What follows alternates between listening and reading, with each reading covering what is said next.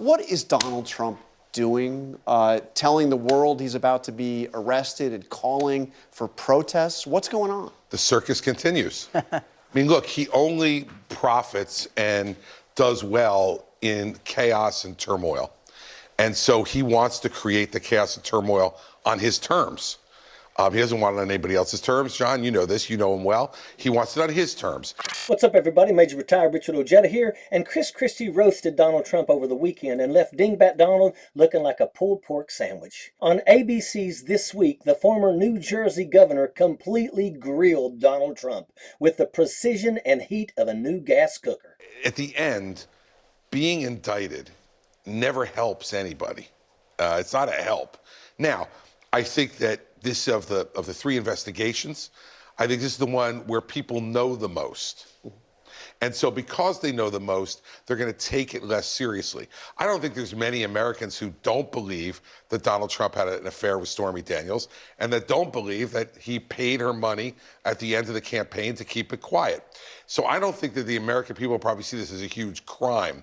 But the vision of a former president of the United States being processed, fingerprinted, mugshotted, you know, for what else you expect Trump to say, as I said to George last week, than to say it helps his campaign. But being indicted, I don't think it ever helps anybody. Christie has been living in Donald Trump's head lately after Christie publicly shamed the orange chicken on national television. The former New Jersey governor had everyone on a news panel laughing recently at Donald's little insecurity, his crowd size. The reason I think the rallies are not going on, Maggie, is not just because of the money, although I think that's a factor. I don't think the rallies would be nearly as big as they were before. That is absolutely true. It was true last year. That's true. What got him upset on January 6th? The crowd size. The crowd size. What got him upset on January 20th, 2017? The crowd size.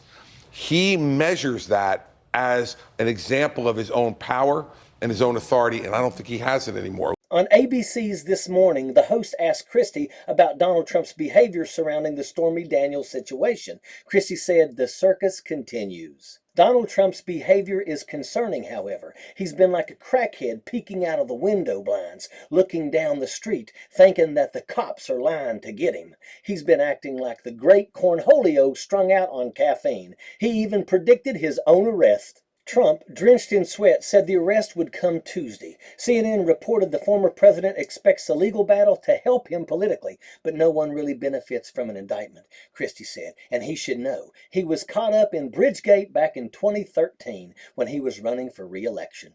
The story has it that back in New Jersey, commuter lanes at the George Washington Bridge were shut down in order to punish the city of Fort Lee's mayor for refusing to back Christie's 2013 re-election campaign. It was a big scandal that Christie denied knowing anything about. Christie was dropped as the head of President Donald Trump's White House transition team in 2016, shortly after two members of his team were convicted. So, like many others, Christie has taken his well-deserved shots at Donald. He has found a way to take it out on Trump. Revenge is sweet for Christie, and he's been pouring it like syrup all over the heartburn that is Donald Trump. Christie was on target with his assessment of Donald Trump. Trump just wants to cause chaos. That's all that he's good at. But his day of reckoning may be close, and we will all jump for joy when we don't have to listen to Donald complaining anymore. And that's a fact. Sappers clear the way, airborne all the way.